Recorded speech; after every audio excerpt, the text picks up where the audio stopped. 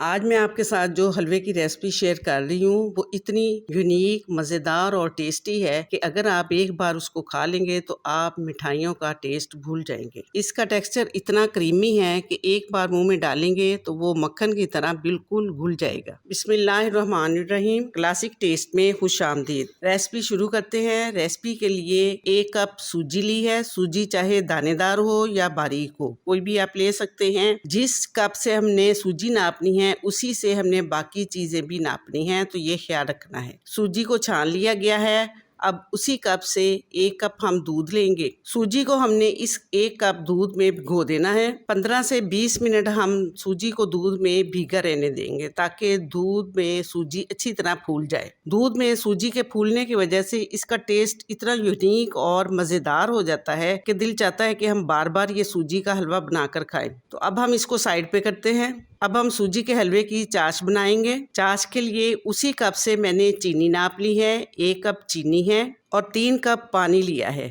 अक्सर लोग 1 कप सूजी के लिए 4 हिस्से पानी इस्तेमाल करते हैं। मैंने 3 हिस्से पानी लिया है क्योंकि चौथा कप वो हमने दूध का लिया है, तो 3 कप मैंने पानी डाला है। अब हमने चीनी की कोई तार वगैरह नहीं बनानी, जस्ट चीनी को हमने हल करना है। जैसे ही चीनी हल हो जाए और पानी में उबाल आ जाए, आंच हमारी मीडियम होनी चाहिए माशाल्लाह, और मुसलसल इसको चम्मच से हिलाते जाएंगे। चीनी अच्छी तरह हल हो गई है, तो अब हम इसको चूल्हे से उतार लेंगे।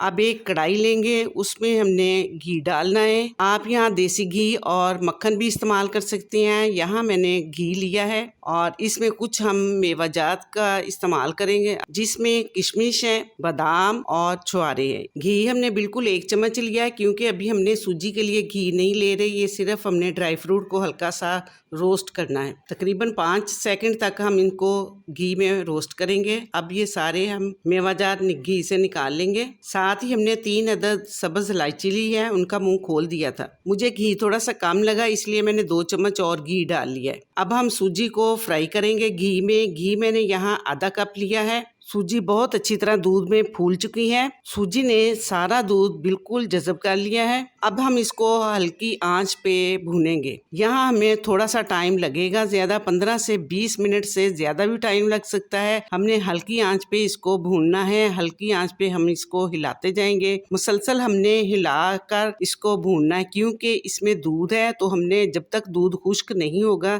तब तक सूजी में कलर नहीं आएगा। 25 से 30 मिनट लगे हैं सूजी को भूनने में। अल्हम्दुलिल्लाह ये देखिए कितना प्यारा गोल्डन कलर आ चुका है। सूजी ने बिल्कुल घी रिलीज कर दिया है। अब इस पॉइंट पर हमने जो चाश बनाई थी वो डालेंगे। चाश डालते हुए आंच हल्की होनी चाहिए, ऐसा ना हो कि उसके छींटे बाहर आए। जब हम चाश डालते हैं तो फिर हमें आंच थोड़ी सी तेज करनी है। मीडियम से हाई की तरफ हमने जाना है, बहुत हाई आंच नहीं होनी चाहिए। माशाल्लाह ये देखिए उसका चाश का बिल्कुल पानी खुश्क हो चुका है और इसकी निशानी ये देखें, सूजी ने घी रिलीज कर दिया है। तो अब हम इसको 5 से 10 मिनट हल्की आंच पर भूनेंगे ताकि अच्छी तरह सूजी भून जाए।